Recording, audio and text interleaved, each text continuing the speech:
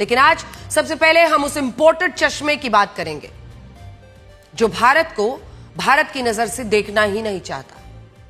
हम आपसे पूछते हैं कि आप भारत को किस नजर से देखते हैं? आप भारत को अपने देश की नजर से देखते हैं या आप भारत को इस निगाह से देखते हैं कि यहां सरकार किसकी है? फिर तय करेंगे कि भारत पर क्या राय बनानी है। हम मानते हैं कि लोकतंत्र में सरकार की समीक्षा होनी चाहिए, प्रधानमंत्री पर भी सवाल उठने चाहिए, लेकिन सवाल यह है कि क्या सिर्फ प्रधानमंत्री का विरोध करने के लिए देश को भूल जाना सही हो सकता है? यह सवाल हम इसलिए पूछ रहे हैं क्योंकि एक दिन पहले जब नॉर्वे में प्रधानमंत्री मोदी की प्रेस ब्रीफिंग थी, तब एक महिला पत्रकार ने उनसे सवाल पूछा। वो भी मोबाइल उनके पास था, शायद वहीं से वो सवाल पूछती हैं। यह भी इस वीडियो में तय नहीं हो पा रहा है कि प्रधानमंत्री तक उनकी आवाज पहुंची या नहीं पहुंची, क्योंकि वो मोबाइल या वो माइक उनके मुंह पे, उस महिला पत्रकार के मुंह के तो करीब था। वो आवाज उनके मोबाइल में तो रिकॉर्ड हो गई, लेकिन वहां तक गई या नहीं। अब उन्होंने क्या कहा? इस महिला पत्रकार ने कहा कि प्रधानमंत्री मोदी दुनिया के सबसे स्वतंत्र मीडिया को सवाल पूछने का मौका क्यों नहीं दे रहे। ये बात भी तब कही जब प्रधानमंत्री मोदी वहां से जा रहे थे और मीडिया ब्रीफिंग के दौरान ये सब हुआ है। इस मीडिया ब्रीफिंग में प्रधानमंत्री मोदी और नॉर्वे के प्रधानमंत्री अपनी बातचीत का सिर्फ ब्यौरा देने आए थे और यह तय किया गया था कि दोनों प्रधानमंत्री अपनी तरफ से आपसी सहयोग पर जो फैसले लिए गए हैं उस पर जानकारी देंगे। लेकिन फिर यह घटना हुई जब अंत हो चुका था, प्रधानमंत्री निकल रहे थे और तब हुई जब वहां ब्रीफिंग रूम में कई पत्रकार बैठे थे, लेकिन उनमें से सिर्फ एक महिला पत्रकार ने यह कहा कि प्रधानमंत्री मोदी मीडिया के सवाल क्यों नहीं ले रहे, और उन्होंने अपने मोबाइल पर रिकॉर्ड कर लिया। बड़ी बात यह है कि इस घटना का पूरा वीडियो इस महिला पत्रकार ने उसके बाद सोशल मीडिया प्लेटफॉर्म एक्स पर डाला। इस घटना से पहले हम आपको बता दें, इस महिला पत्रकार के थे 840 फॉलोअर टोटल, लेकिन आज शाम तक इनकी संख्या 32,000 से ज्यादा हो गई है। हजारों फॉलोअर्स जानते हैं कैसे बढ़े इस पूरे मामले में, तो आपको बताते हैं। कांग्रेस पार्टी के कई नेताओं कार्यकर्ताओं ने नॉर्वे की इस महिला को एक्स पर फॉलो करना शुरू किया। उत्तर प्रदेश में जो भदोही शहर है, वहां कांग्रेस के जिला अध्यक्ष ने इस महिला पत्रकार को फॉलो किया और अच्छा ही किया, इसमें कुछ गलत भी नहीं है।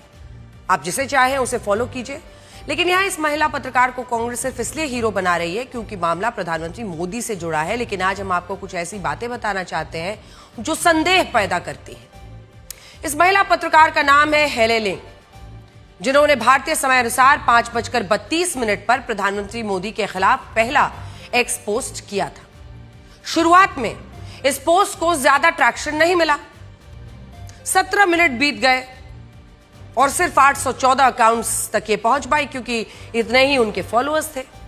इसका बड़ा कारण यह था कि इसमें प्रधानमंत्री मोदी का नाम नहीं लिखा गया था, इसमें लिखा था प्राइम मिनिस्टर ऑफ इंडिया। अब 17 मिनट बाद इस पोस्ट को एडिट किया गया, यानी पोस्ट में बदलाव किए गए और इस पोस्ट में इस बार इसमें prime minister of India Narendra Modi लिखा गया, नाम जोड़ा गया नरेंद्र मोदी, और यहां से यह पोस्ट वायरल होना शुरू हुआ। 90 लाख से ज्यादा अकाउंट्स तक यह पोस्ट पहुंच चुका है। इससे यह सवाल उठता है कि क्या हेले लिंग को किसी ने यह सलाह दी कि वो अपने एक्स पोस्ट में प्रधानमंत्री मोदी का नाम डाले, या स्वतः उनको यह ज्ञान आया कि नरेंद्र मोदी का नाम लिखने से यह पोस्ट बहुत तेजी से भागेगा। इस पोस्ट पर जब कांग्रेस के नेता प्रधानमंत्री मोदी को घेरने लगे, तब भारत के विदेश मंत्रालय ने यह लिखा कि वो एक प्रेस कॉन्फ्रेंस आयोजित कर रहे हैं और अगर ये पत्रकार कोई सवाल पूछना चाहती हैं तो वहां पर ये आ सकती हैं, उनको उनके सवाल का जवाब मिलेगा। अब इस प्रेस कॉन्फ्रेंस में विदेश मंत्रालय के सचिव सीबी जॉर्ज और प्रवक्ता रणधीर जायसवाल की इस महिला पत्रकार से तीखी नोकझोंक हुई और इस नोकझोंक का कारण यह था कि यह पत्रकार भारत में मानव अधिकारों के उल्लंघन पर सवाल पूछ रही थी। और यहां पर एक बात मैं और जोड़ना चाहती हूं, आप इस महिला की भाषा को सुनिए। प्रधानमंत्री की भी सामने उसने अपने देश को तो बड़ा दिखाया, लेकिन भारत को नीचा दिखाया। यहां पर भी जब वो विदेश मंत्रालय की इस प्रेस कॉन्फ्रेंस में आई जहां पर सवाल लिए जाते हैं, वहां पर भी इसने कहा कि हम भारत पर विश्वास क्यों करें। इसे ही कहते हैं कि एक ऐसी जगह पर अपने आप को खड़े कर कर सवाल पूछना जहां पर आपको लगता है आप पोजीशन ऑफ पावर में हैं, आप पोजीशन ऑफ एंटाइटलमेंट पे हैं और फिर झड़क कर सवाल पूछकर यह तमतमाते हुए निकल जाना, हम भारत पर क्यों विश्वास करें, जैसे भारत कोई छोटा और नगण्य देश हो और उनका देश बहुत बड़ा। विदेश मंत्रालय की तरफ से यह कहा जा रहा था कि भारत को कुछ रिपोर्ट से जज नहीं किया जा सकता। उन्होंने जवाब दिया, वो मानवाधिकारों पर बात कर रही थी, उन्होंने कहा कि हम आप पर क्यों विश्वास करें। आप ऐसी भाषा का इस्तेमाल कहां करते हैं, आप समझ रहे होंगे। अगर ये पत्रकार ऐसा कह रही हैं तो भारत उनके सवाल पर भरोसा क्यों करे, आज ये करारा जवाब इनको इस प्रेस कॉन्फ्रेंस में मिला। इस दौरान ये पत्रकार वहां से उठकर भी चली गई और जब इस पर सवाल पूछा गया तो उन्होंने एक्स पर बताया कि मैं पानी पीने चली गई थी। मतलब सवाल पूछा, सवाल पूछने पर जिद पर अड़ी रही कि तुरंत जवाब दीजिए, फिर बाहर निकल गई पानी पीने, फिर वापस आई आगे का जवाब सुनने। आप खुद तय कीजिए। लेकिन भारत के विदेश मंत्रालय के सचिव सीबी जॉर्ज ने कहा कि भारत उनके सवाल पर विश्वास क्यों करे। अब यह बात इसलिए अहम थी क्योंकि इस पत्रकार से जुड़ी ऐसी कई बातें हैं जो लोगों के मन में शक पैदा करती हैं। जैसे इस पत्रकार ने प्रधानमंत्री मोदी से पहले अपना आखिरी एक्स पोस्ट जानते हैं कब डाला था? 10 अप्रैल 2024 को लिखा था। सवाल यह उठ रहा है कि जिस अकाउंट पर पिछले 2 सालों से एक पोस्ट नहीं लिखा गया, उस पर आज अचानक से प्रधानमंत्री मोदी का निशाना बनाने के लिए यह पोस्ट आखिर कैसे आया? दूसरा सवाल उस अखबार को लेकर है जिसमें यह पत्रकार काम करती हैं। इस अखबार का नाम है डैग्सेविसन और पहले यह नॉर्वे की नॉर्वेजियन लेबर पार्टी का मुखपत्र यानी माउथपीस हुआ करता था। अब नॉर्वेजियन लेबर पार्टी नॉर्वे की वही राजनीतिक पार्टी है जो दुनिया के 117 राजनीतिक पार्टियों के साथ एक प्रोग्रेसिव अलायंस का हिस्सा है। इस प्रोग्रेसिव अलायंस में हमारे देश की कांग्रेस पार्टी भी शामिल है, जिससे यह सवाल खड़ा होता है कि जो अखबार नॉर्वे में लेबर पार्टी का माउथपीस रहा और जिसका संबंध कांग्रेस से है, उसी से जुड़ी हुई पत्रकार 2 साल बाद अपने एक्स अकाउंट से अचानक प्रधानमंत्री मोदी पर यह हमला करती है और जिसके सांसद स्वेर मिरली से साल 2013 में राहुल गांधी भी मिल चुके हैं। उसी की पत्रकार, उसी मैगजीन जिसका माउथपीस, जो इस पार्टी के माउथपीस है, उस मैगजीन से जुड़ी हुई ये पत्रकार अचानक से प्रधानमंत्री मोदी की मीडिया ब्रीफिंग में इस सवाल उठाती हैं, उसको रिकॉर्ड करती हैं और फिर उसको पोस्ट करती हैं। उसके बाद भी उनकी आक्रामकता घटती नहीं। जब उनको बाकायदा प्रेस ब्रीफिंग में बुलाया जाता है तो एमईए की प्रेस कॉन्फ्रेंस में भी वो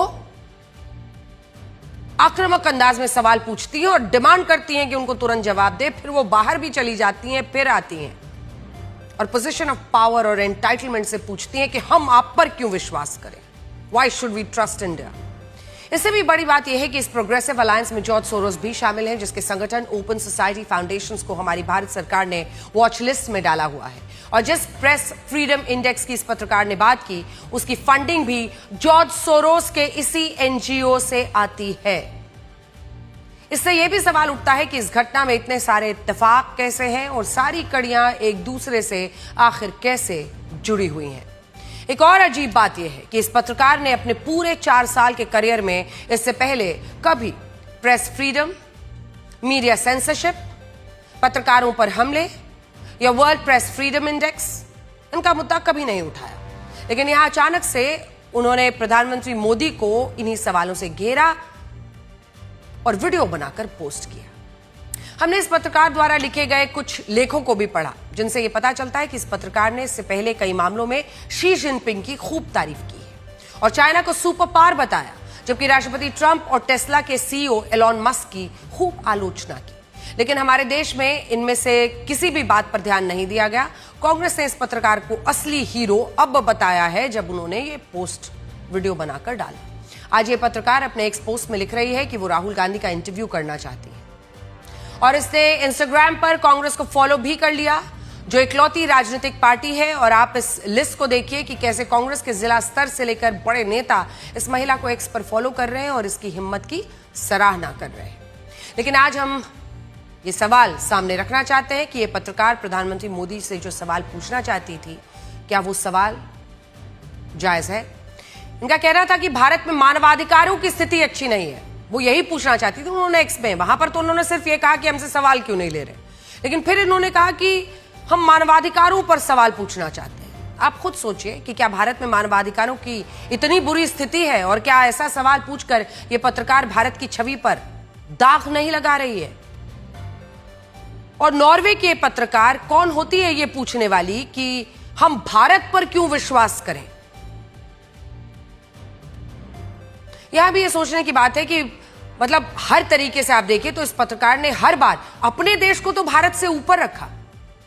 यह कहा कि नॉर्वे में सबसे ज्यादा प्रेस फ्रीडम है, नॉर्वे भारत पर क्यों विश्वास करे, जबकि भारत को इसने ऐसे पेश किया जैसे हमारे यहां कोई नैतिकता, कोई विश्वास, कोई मानवाधिकार है ही नहीं।